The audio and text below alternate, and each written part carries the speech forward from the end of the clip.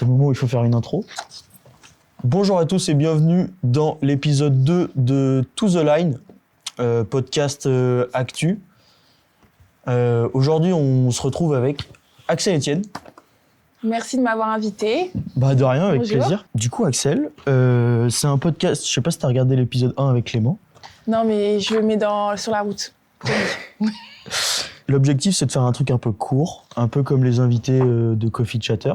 Et l'objectif, ouais, tu vois, c'est de l'écouter, comme tu dis, sur la route, quand t'as un petit moment, même un trajet court, tu vois. C'est 25-30 minutes, je pense qu'on vise. Et du coup, voilà, on est parti. Super. Dis-nous, du coup, Axel, comment ça va ? Bah, ça va bien. Je viens d'avoir 28 ans. Donc, je me rapproche. Joyeux anniversaire, d'ailleurs. Merci, J'ai oublié de c'est te le gentil. sauter hier. T'inquiète. Donc, je me rapproche des 30 ans. Et en fait, on voit que le temps, ça passe super vite. C'est un truc de fou. Et sinon, comme autre actualité, là, j'attends mes résultats pour mon diplôme de kiné. Donc, je saurai fin d'année si je suis diplômée ou pas. Et puis voilà, sinon, tout se passe bien. Nickel. Bah écoute, on va revenir plus tard un peu sur les études de kiné. J'ai prévu de faire un petit détour parce que je pense que c'est une grosse partie de ta vie. Et j'ai vu récemment que tu reviens d'Australie. T'es parti en Australie pendant quoi, 1 mois et demi ? 3 semaines. 3 semaines ? Ah, c'était plus... Dans ma tête, c'était plus long. Qu'est-ce qui t'a fait partir en Australie pendant 3 semaines ? Là, je me dis, avec les études qui commencent à se finir, j'ai un peu plus de temps libre et j'ai vraiment envie de me mettre à fond dans mon projet. Ça me tient à cœur, donc je vais faire plusieurs stages et là, pour préparer le championnat du monde, quoi de mieux que de rouler sur la piste. Donc, je suis partie en Australie avec des amis et c'est vrai que ça m'a fait pas mal progresser et j'ai bien aimé pouvoir rouler sur la piste des championnats du monde. Ouais. Donc, je vais faire des stages, en fait, pour travailler et pour Tu veux progresser. essayer d'aller faire Ouais, bosser un peu toutes les pistes. c'est ça. Et du coup, t'es parti. T'as roulé sur quelle piste là-bas comment ça s'appelle ? Slimane. À Brisbane. Ouais, c'est ça. Brisbane, piste des championnats du monde. C'est ça. Et après ? Et après, il y avait Ashmore, il y a eu Nerang, et ensuite River Pines, je crois que ça s'appelle. Et en fait, toutes les pistes en Australie, elles sont à 45 minutes, 1 heure de là où on est à peu près, sauf Brisbane, on était à côté. Mais du coup, on se rend compte qu'en Ile-de-France, c'est bien parce que tout est collé, en fait, toutes les pistes, elles sont à côté. Et, mais c'était bien d'être au chaud, de s'entraîner au chaud. Et là, ça fait vraiment du bien, j'en avais besoin. Et c'était vraiment cool sur ce niveau-là. Du coup, t'es parti avec qui là, sur ce voyage ? Donc, j'ai rejoint les Suisses avec Zoe Claessens, Talia Burford et Ines Claessens. Donc, du coup, on a loué une maison. Ouais. On était tout ensemble. Et après, j'avais déjà des amis sur place. Donc, du coup, j'étais souvent aussi avec mes amies australiennes.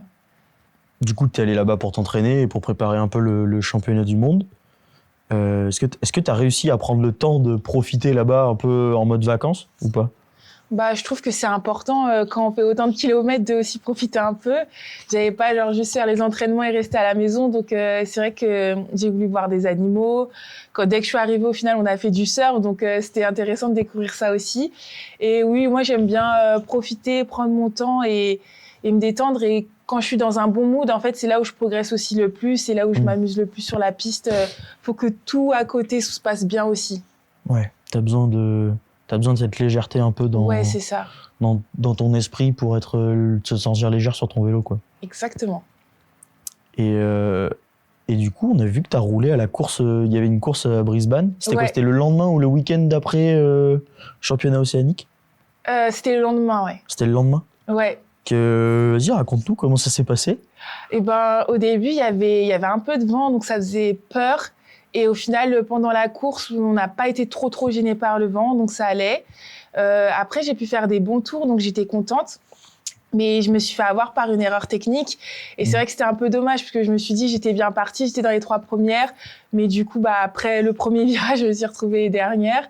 Et après, tant pis, on va dire, mais ça fait des apprentissages. Et je me dis, heureusement que ça arrive sur une petite course comme ça, que ça arrive potentiellement au championnat du monde, et je sais ce que j'ai à travailler, donc c'est vrai que c'est cool. Ouais, donc t'es allé là-bas vraiment pour te mettre en confiance, quoi. Tester des trucs, tester des nouveaux placements, tester aussi des passages, progresser techniquement. Et voilà, et tout tactiquement, en fait, ça sert de faire des tours. En plus, le fait de faire une course, Avant, ça sert. Donc, je regrette pas d'être venue. Qu'est-ce que tu as besoin, tu penses, de travailler pour le championnat du monde? Travailler mes placements, très important, surtout. C'est-à-dire placement tactique? Placement tactique sur la piste, parce que c'est très important, avec une première ligne droite assez courte. Donc, après, c'est toujours la même chose. Faut toujours savoir bien se placer. Et puis, je pense que c'est surtout ça. Et après, j'ai travaillé beaucoup mes starts. De toute façon, quand j'étais là, je travaillais beaucoup mes passages techniques. En fait, j'ai un peu tout travaillé. Donc, continuer aussi sur la lancée et voilà, pas oublier la tactique. Du coup, tu es parti mi-février et tu es revenu là il y a 3 semaines. Revenu avec difficulté. Mais je suis avec difficulté, vas-y, raconte-nous. En fait, mon vol passait par Doha, il a été annulé, donc j'ai dû réagir et j'ai pris un autre vol en urgence qui m'a fait passer par Singapour et le Japon. Donc j'ai mis 3 jours à rentrer au lieu j'aurais dû rentrer le dimanche, partir le samedi et là je suis rentrée mardi mercredi. Mercredi. Ouais, et je suis partie lundi, je suis rentrée mercredi. C'était très long, mais bon, je suis rentrée. Petit passage au Japon. C'est ça. Et juste après, fait j'avais ma soutenance en plus orale de mémoire, donc il fallait vraiment que je rentre. Ouais. Bonne escale, quoi. De 22 heures. Bonne escale, ouais. T'as réussi à aller visiter un peu au Japon? Non. En fait, j'avais un peu peur de sortir de l'aéroport parce que mes valises, elles me suivaient et j'avais une tonne de valises. Donc, je me suis dit, si je sors, qu'ils ressortent tout, je n'étais pas trop sûre. Surtout qu'il pleuvait, donc je me suis dit, bon, je reste. J'ai visité l'aéroport. Ça fait pas. Tu tiens pas 22 heures normalement. Ouais. Ok. Et du coup, ce voyage, ça marque un peu la fin de la préparation hivernale, je pense. Le vrai gros bloc de préparation hivernale. Comment tu te sens après ce gros bloc de prépa hivernale où nous, on a roulé tout le début de l'hiver, on a passé quasiment 2 fois par semaine à Voisin. Surtout vous les filles, vous avez beaucoup roulé à Voisin. On se tape des conditions un peu pas chaotiques, mais on a très froid à Sky l'hiver. Comment t'as réussi à t'entraîner cet hiver? Est-ce que tu ressors, tu penses, grandi, plus forte? Est-ce que tu as progressé sur certains domaines? Je pense qu'il y a de la progression sur certains domaines. Après, c'est un peu plus peut-être difficile à voir quand il fait froid comme ça. Mais je suis contente d'avoir passé un hiver, surtout que souvent les hivers, c'est que je reviens de blessure, donc j'en fais pas. Et pendant des années, en fait, j'ai pas fait vraiment de prépa hivernale. Donc ça fait du bien aussi d'en faire une. Mais après, je trouve que c'est un peu dur, on va dire, de voir des progrès juste à la fin de l'hiver. Je trouve qu'on voit vraiment nos progrès quand il commence à faire chaud. Au printemps ou en été. Mais là, sinon, je trouve que ça s'est quand même bien passé les entraînements. Et au final, au niveau du temps, je trouve qu'on a eu plutôt de la chance. Après, le fait de partir 3 semaines, au moment où il a reneigé et tout, je pense que c'était une bonne chose. Parce que ces 3 semaines de rester sur Sky, je pense que ça aurait été peut-être un peu plus dur. Mais sinon, l'hiver, super bien passé. Et nickel, tant mieux. Et j'ai cru comprendre que tu avais... changer des choses dans ta manière de t'entraîner et que tu t'es mis récemment au vélo de piste, qu'il y a un objectif derrière ça. Est-ce que tu peux nous en parler ou c'est encore un projet qui mérite d'être mûri, réfléchi? Je pense que c'est un projet qui mérite encore d'être mûri et réfléchi. Petite pause pour vous dire qu'à l'heure à laquelle je fais le montage, les projets d'Axel en piste ont bien évolué puisqu'elle a été sélectionnée en équipe de France de piste pour la Coupe du Monde de Hong Kong suite à une blessure de Mathilde Gros. Donc on va retrouver Axel sur la prochaine Coupe du Monde de piste. Incroyable. Mais sinon, j'ai commencé la piste du coup fin de l'année dernière, du coup cet hiver. Et j'aime beaucoup. Et moi, j'aimerais bien faire de la piste et du BMX. Mais après, à voir si j'ai le niveau de faire les deux. Pour l'instant, je suis encore en phase d'entraînement. J'attends d'améliorer mes chronos. Mais ça se passe très bien. Je sens que je progresse de séance en séance. Je suis de plus en plus à l'aise sur le vélo. Et j'aime vraiment ça. Et toute l'équipe est super cool aussi avec moi. Ouais. Donc voilà, mais sinon j'adore le BMX et j'arrêterai pas. Ah non, mais tout de suite. C'est pas une question. C'est pas du tout là où je veux en venir. Et du coup, la piste, j'aime de plus en plus et je me fais de plus en plus plaisir. Donc à voir là où ça va m'emmener. Mais en Ouais. tout cas, j'aime bien les entraînements piste. Et c'est quoi comment expliquer? Comment tu retranscris sur ton vélo les gains que tu perçois en piste? Est-ce que tu sens qu'une réelle amélioration, je sais pas, dans ta qualité de pédalage, dans tes placements? Bah ça, je sais pas encore parce que je me dis que c'est tellement précis que j'ai pas une réponse encore à apporter. Je sens que je suis plus tracée au niveau des quadrilles. Ça fait plaisir, c'est joli.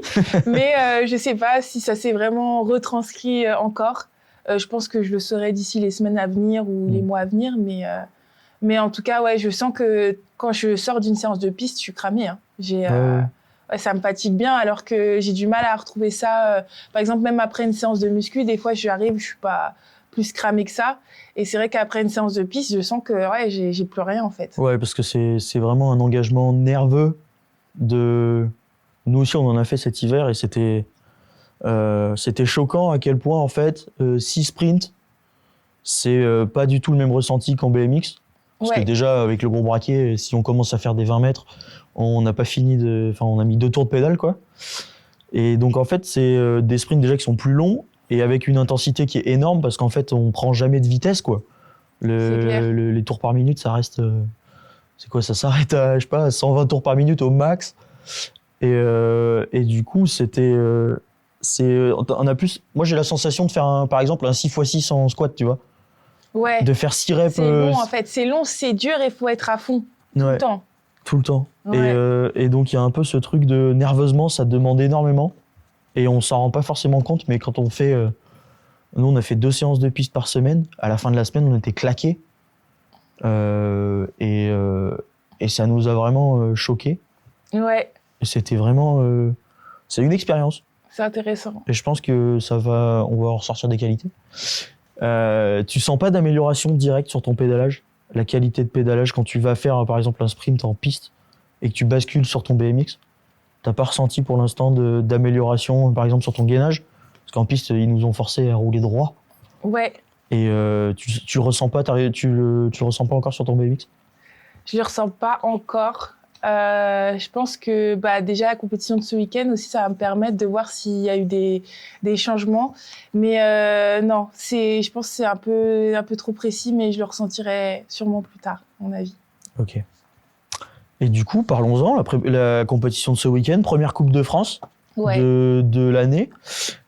Comment tu te sens, comment tu abordes cette compétition qui va... C'est toujours cool de retrouver l'ADN, Ouais. de refaire une Coupe de France. Moi, j'aime bien les Coupes de France, donc c'est sympa. Et la piste, elle a l'air bien, très longue. Donc, à voir aussi ce que ça va donner. Et j'ai hâte de rouler dessus, mais je me sens prête. Aujourd'hui, la Coupe de France, nous, chez les hommes, ça commence... Enfin, le niveau est déjà solide depuis quelques années. Il y a un truc... Enfin, vraiment, mettre une finale en Coupe de France, ça commence déjà à être sympa. C'est un beau résultat, je pense. Et chez les femmes, ça commence aussi à être très solide. Et cette année, il y a l'arrivée de Bethany, de plusieurs étrangères. Comment tu... est-ce que tu penses que ça apporte quelque chose au BMX français ou pas? Que ça va Oui, apporter bien quelque sûr. chose? Bah, plus il y a du niveau, plus ça fait progresser. Et c'est vrai que de s'entraîner en condition dès les Coupes de France, bah, du coup, en fait, ça a pratiquement le niveau d'une Coupe d'Europe. Donc, en Coupe d'Europe, tu es encore plus à l'aise. Et après, bah, ça aide pour toutes les courses internationales. Et plus tu as du niveau, plus tu progresses. Moi, je sais que j'avais progressé beaucoup aussi en compétition. Donc, j'étais très contente, justement, qu'il y ait ce niveau-là. À chaque fois qu'il y avait une nouvelle étrangère qui venait, je me suis dit, ah, bah, trop bien, il y aura encore plus de niveau en Coupe de France. Parce que c'est vrai que bah forcément on aime être devant, on aime pouvoir gagner, mais quand il y a du niveau, justement, ça rajoute le petit sel, le petit épice. Et là, on se dit bah là, ça va être dur. Si je veux gagner, faudra vraiment faire ce passage-là. Faut que je travaille sur moi. Il y a des tactiques à émettre. Et du coup, quand il y a du suspense comme ça, forcément, ça rend la course plus intéressante, je trouve. Et s'il y a d'autres étrangères qui veulent arriver, bah venez parce que c'est toujours cool. Ouais, je trouve ça bien. En fait, la Coupe de France, ça s'élève à un niveau plus haut. Tout le monde, je pense, va vouloir encore plus rouler au niveau des Coupes de France. Déjà, l'année dernière, il y avait Molly, Manon Venstra, Merel. Du coup, ça faisait vraiment beaucoup de niveaux. Donc, c'est toujours cool. Et moi, bah, comme je t'ai dit, ça me rend, enfin, je suis contente qu'il y ait du niveau. Ouais. Ça fait progresser et ça entraîne pour des courses encore plus importantes. Et ouais, ça fait plaisir. Ben écoute, parfait. Du coup, comme tu nous as dit tout à l'heure, tu as passé ton mémoire en kiné. Déjà, bravo Merci. d'en être arrivé là, parce que c'est quand même des études, je pense, qui sont pas faciles. Et allier sport et études comme tu l'as fait, je pense que ça demande un engagement mental, une patience de guerrier, on va dire. Parce que t'as fait, je pense que depuis que t'as commencé tes études, t'as fait 2 fois les Jeux. Ouais, parce que j'étais remplaçante à Rio. T'as commencé avant 2016 ? Bah, du coup, j'étais en terminale quand j'ai fait Rio. Ouais, Et après, du coup, j'ai commencé les études après supérieures après. ok. Et bah vas-y, comment ça s'est passé cet examen La Tu t'en es bien soutenance, sorti, ouais. bah, j'espère. En fait, on sait pas parce que je trouve que quand tu fais un écrit, tu te dis ah bah j'ai fait ci, j'ai fait ça. Mais avec un jury, c'est un peu dur et surtout que là, jury de soutenance, ils essayent d'être impartiaux les jurys. Donc c'est vrai que c'est un peu dur. Et j'ai pas eu d'infos de ma directrice de mémoire, donc je verrai en juillet les résultats. Mais je pense que ça s'est bien passé. En tout cas, j'ai pu répondre aux questions. Je me dis que ça s'est bien passé, donc je suis pas ressortie en pleurant de la salle, donc ça veut dire que c'est bien. Mais après, je sais pas. Ok. Et du coup, là, t'entames un peu un nouveau truc ça y est, c'est fini les études. Comme tu disais, tu voulais partir sur des stages. Ouais. Enfin, un peu plus voyager, on va dire, à travers le BMX. Est-ce que t'as pas la sensation que c'est un peu le début d'une nouvelle carrière, entre guillemets, pour toi ? Je pense pas forcément un début, mais quelque chose de différent. Mettre un peu de changement, parce qu'en plus, ça fait longtemps que je suis là, que je fais du haut niveau. Et c'est vrai que je pense aussi le changement, ça fait du bien. Et du coup, ouais, j'ai hâte de cette petite transition-là et de pouvoir voir ce que je peux faire justement en roulant sur d'autres pistes.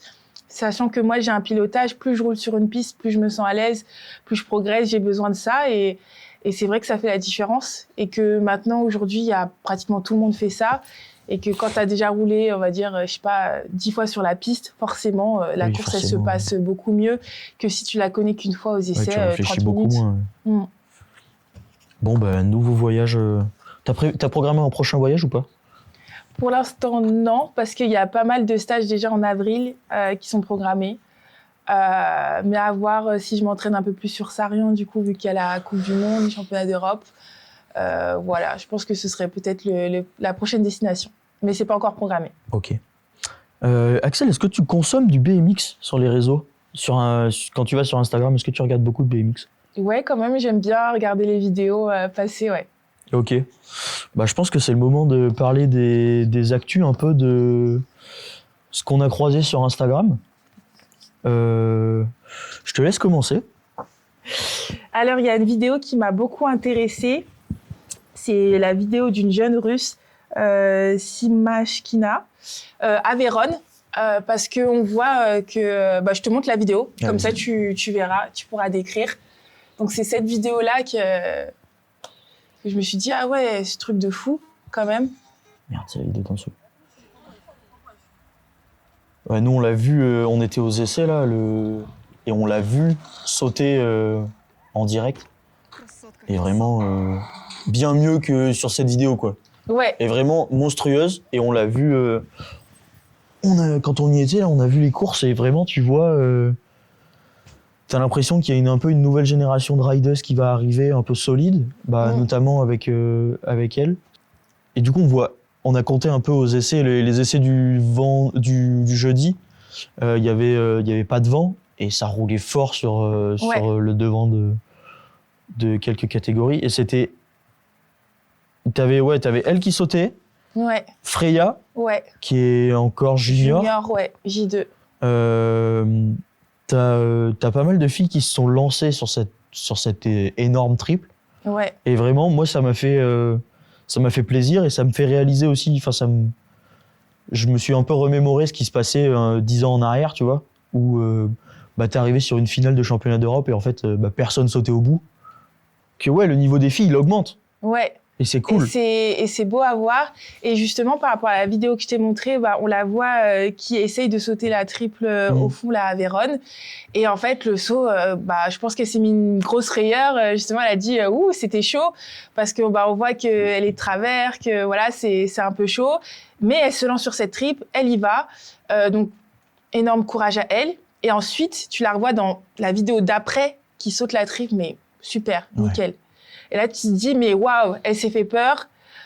C'était pas facile, je pense, pour se lancer en plus. Et elle refait la même bosse. Elle la ressaute en plus. Elle arrive à mettre son passage propre. Et c'est le fait de pas abandonner. Je me suis dit, en fait, c'est super bien qu'elle essaye et tout. Et voilà, gros respect à elle parce qu'elle a super bien roulé. Et c'est vrai que moi, quand je vois des gens sur la piste qui essayent, qui se mettent des travers, qui tapent, voilà, je me dis toujours que en fait, c'est bien ce qu'ils font parce que je me dis, en fait, ils sont dans la démarche de progression. Parce que s'ils essayaient pas, en fait, ils seraient juste là, ils feraient que les trucs qu'ils savent faire, entre guillemets, et il y aurait pas de progression. Et là, du coup, quand je vois ces personnes qui échouent, entre guillemets, et qu'après qui retente, mais je me dis même si ça échoue la deuxième fois et la fois d'après, au bout d'un moment ça va finir par payer et c'est vrai que ça m'impressionne et c'est vrai que cette génération même avec Freya la petite anglaise, moi j'adore la voir rouler parce que je trouve qu'elle fait des sauts, c'est vraiment incroyable, magnifique et là je parle des sauts mais tout son pilotage de façon globale, générale, elle est rapide sur la piste, c'est beau à voir rouler.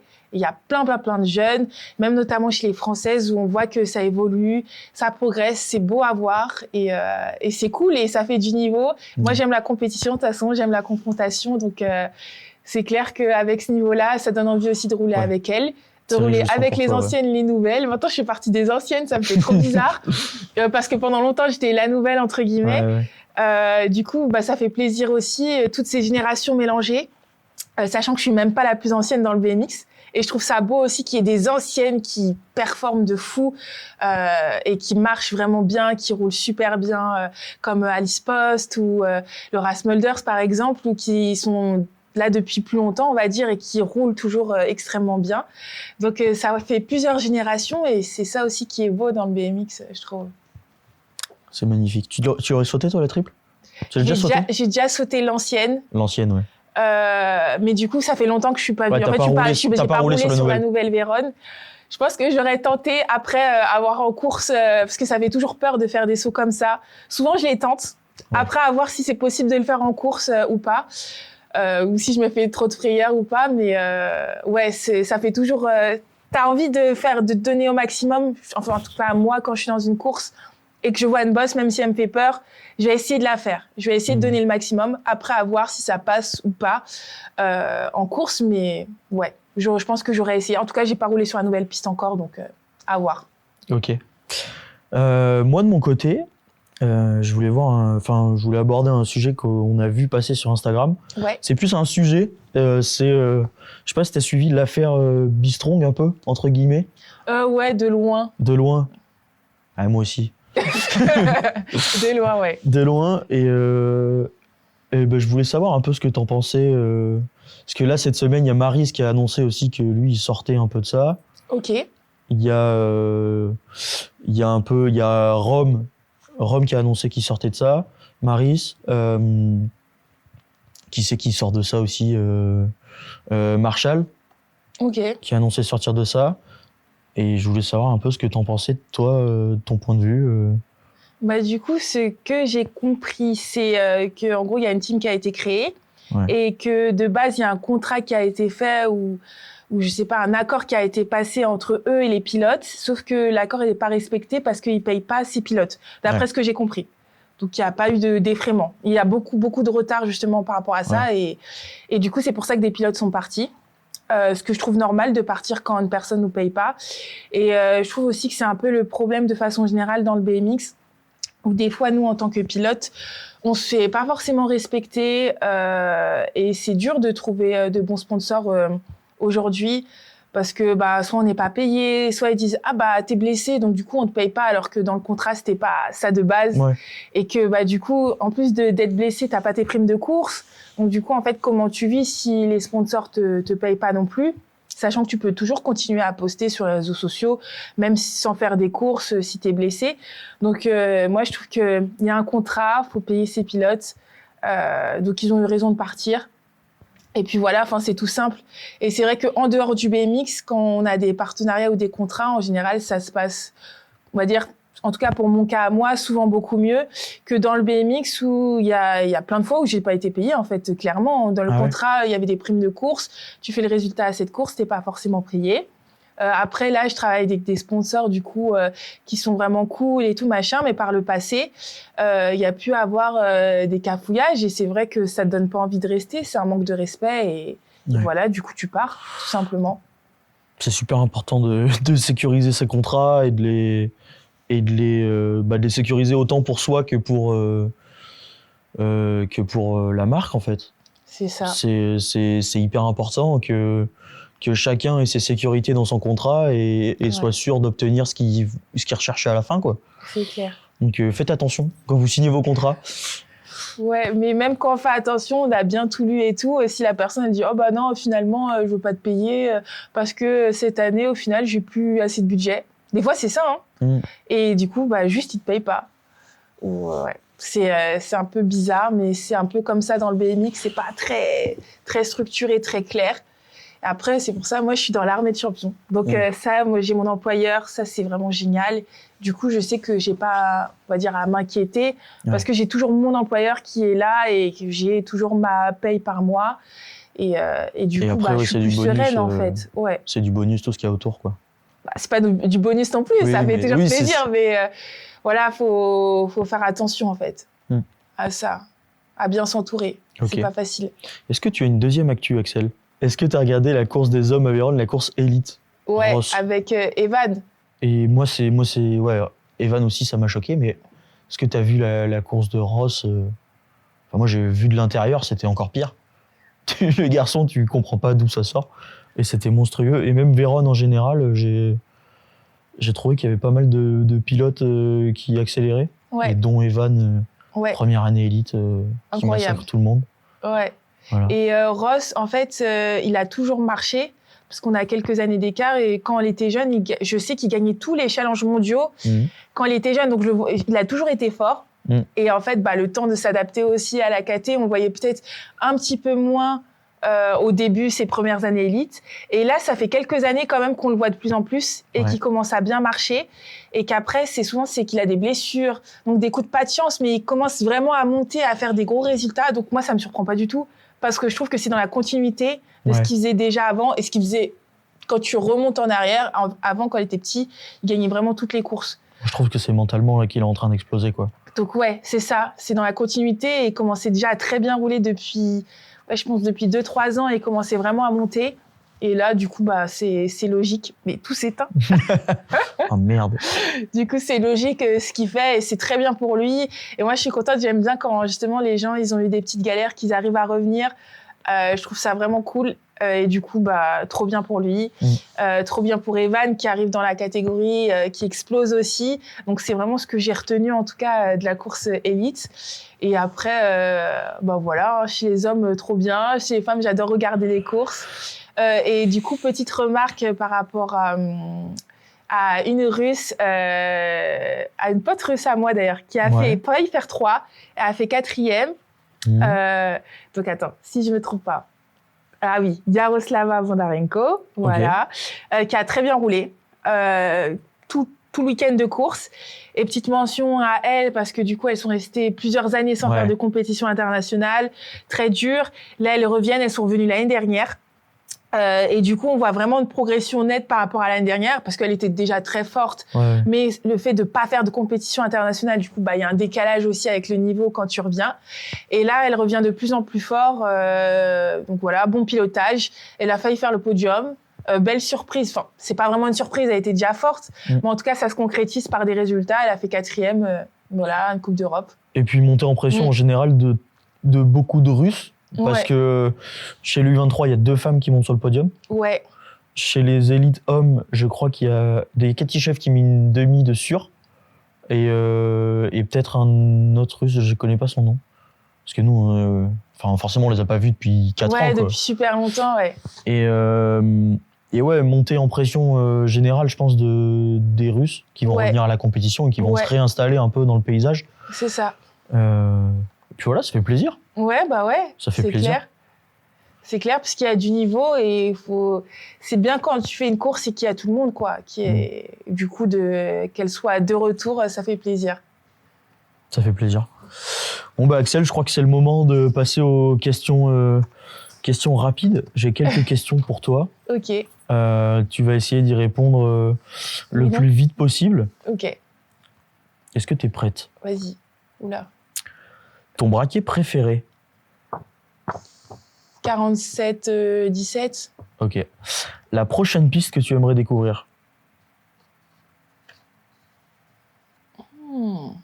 Ah, c'est pas facile. Match cool. C'est ce week-end, allons la découvrir. Hein. Ton exercice préféré en muscu? Les squats. Ta musique de race day? Ah. Parce que je sais que tu écoutes beaucoup de musique. Un peu de haine de PLK. Ok. Le sport que tu ferais à la place du BMX? De la piste. T'es team café ou thé? Thé. Ton cheat meal préféré? Les pizzas. Le meilleur sportif all-time selon toi? Ah, c'est pas facile. Hein. Non, elle est pas facile celle-là. Je vais dire Marie-Jo. Marie-Jo? Ouais, parce qu'en plus je l'aime bien. Ok. Team YouTube ou Netflix? Netflix. Ta place préférée sur la grille? Je vais dire, il y en a deux que j'aime bien. Je dis ma place. Ouais. Ok. La 1, en vrai, elle est bien. La 1. La 1 est bien. Efficace. Et dernière question, tu te vois où après le BMX? Ah je serais kiné, sans doute. Voilà. Je sais pas. Tu seras kiné? Ouais, je serais kiné. Sauf je me dis, pour moi, le après BMX, c'est dans longtemps. Du coup, j'ai encore quelques années. Et puis voilà. Et ben en tout cas, on te le souhaite. Ouais, kiné. On te le souhaite. Yes. Et bien Axel, je crois que c'est fini. On a fini ce podcast. Je pense que c'était un peu plus long qu'avec Clément. Et j'ai trop parlé. Ouais. C'est Clément qui parle pas assez, je sais pas. Alors, pourtant, on a bien parlé avec Clément. Ah, ok. Et bien merci à toi d'être venu dans cet épisode. Merci à toi aussi. Et puis, merci d'avoir regardé. On se dit au mois prochain pour un nouveau podcast. Et puis bonne vidéo. Je sais pas. À bientôt. À bientôt.